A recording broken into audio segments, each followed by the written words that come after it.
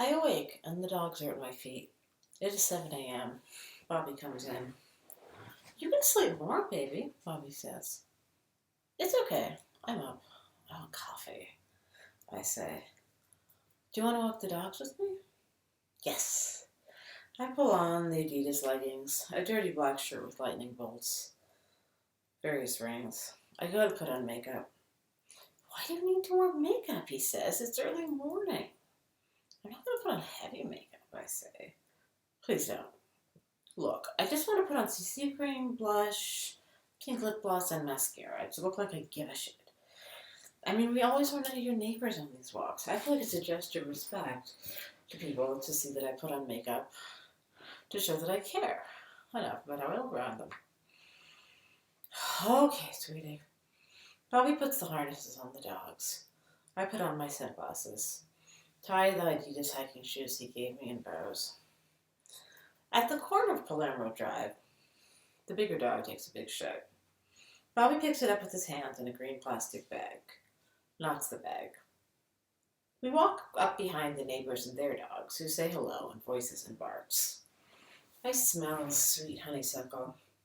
Dissect a flower to pull out the stamen for a sweet drop of honey that I remember from childhood. It doesn't come. I like this neighborhood, I say, walking in the sun past mid-century homes. I think the small house in a good neighborhood versus large house in a bad neighborhood trade-off was a good one that you made, especially if you have dogs to walk. The size of my house is bothering me. It's too small, Bobby says. Are you thinking of upscaling sooner rather than later? I ask. The unspoken question is our questionable marriage. He doesn't answer. Back at the house, I tell Bobby of our entertainment options for the evening. Nikki Darling is reading at the Women's Center for Creative Work, and Ian McKinnon's Gay Music Revolution is closing this weekend. Super gay is better than feminist, as long as there's no penises, Bobby says. Well, we can think about it, I say. We should look at hotel prices in Vegas and Utah, Bobby says. Check the Golden Nugget in Planet Hollywood, then Travelodge, Comfort Inn for national parks. I search Trivago, give him prices. They seem moderate. Vegas is a lot cheaper midweek. $39 a room for Planet Hollywood, May 27th. Not bad. Bobby leaves for work. I stay and type until 2 p.m., which is when the parking restriction ends in my neighborhood. While I'm here, I let the dogs out. Drink the rest of the mango peach juice. Eat the sliced remains of last night's steak in a tortilla with the baked potato and a whole avocado. I get in my hot car and drive to my apartment with the red glasses on. The steering wheel burns. Weed and computer left at Bobby's. I carry the tote bag with my workout Adidas, Prozac, and Trader Joe's paper towels from the trunk with my cat food and purse. I carry all of it upstairs and deposit it on the floor next to the cat. She stretches out her purse. First things, I refilled my empty weekly pill box with Lamical, Prozac, Klonopin, and Valtrex for the week. The box had been empty except for the evening's Klonopin. The main reason I came home was to get medication. I have to take this stuff every night. The other two reasons I came home, to feed the cat and to celebrate Beltane with a ritual, are met by a hot ball of fur basking in the AC I turn on, and one YouTube Namaste meditation video of candles burning, one I always put on for ritual, unlocatable anymore. It's just not on YouTube. I search YouTube on the smart TV where I usually find that video. It's just not there anymore. Things do disappear off the internet on occasion. I put on another video from the same channel, Relaxe Meditation, of subtle trance music with water lapping on a beach. It seems appropriate for daytime ritual. By now it is 3 p.m. Beltane, May 1st, 2015. I pin my hair up with a clip, take a ritual shower, scrubbing my body with a sponge and pomegranate body wash, shave my legs, bits, and underarms, dry myself off with a white beach towel covered in tattoo flash while the cat lingers on the edge of the bathtub. I pet her as I flip my hair to dry it. She loves the time together. I sweep the circle around the altar with the besom, or broom. I don't fly on it, obviously. It's used for ceremonial pre-ritual sweeping. It still looks exactly like a witch's broom, with the rustic stick handle. I found that on Etsy. I sit at the altar chair, facing south at the nook, with the built-in desk in the apartment that holds the altar. Light jasmine incense. Draw the circle in blue light with the athame or ritual knife. Bless the salt. Add it to the water with the tip of the knife. Stir 3 times. Use the salt water to seal the circle. I invoke the elements of the 4 quarters. North to earth and nature. East to air and fairies. South to fire and dragons. West to water and mermaids. I draw a figure 8 in the air with a wand above the altar. This is the symbol of working between worlds according to Green Witchcraft, the book from whence I'm getting this ritual. I light the pink and white altar candles, say invocations. I say, hail to the elements of the 4 quarters, hail to our Lord and Lady. I stand between the 2 worlds with love and power all around. I congratulate the goddess and horned god on this, their wedding. Breathe deeply with eyes closed. Envision white light shooting out of my body. I say, there is one power which is within and without. I say, I desire that my best friend Lish heal from all of her ailments and pursue a life of magic and wonder. I say it 3 times. I say, it always works, always a blessing. Thank you. Bring the bell 3 times.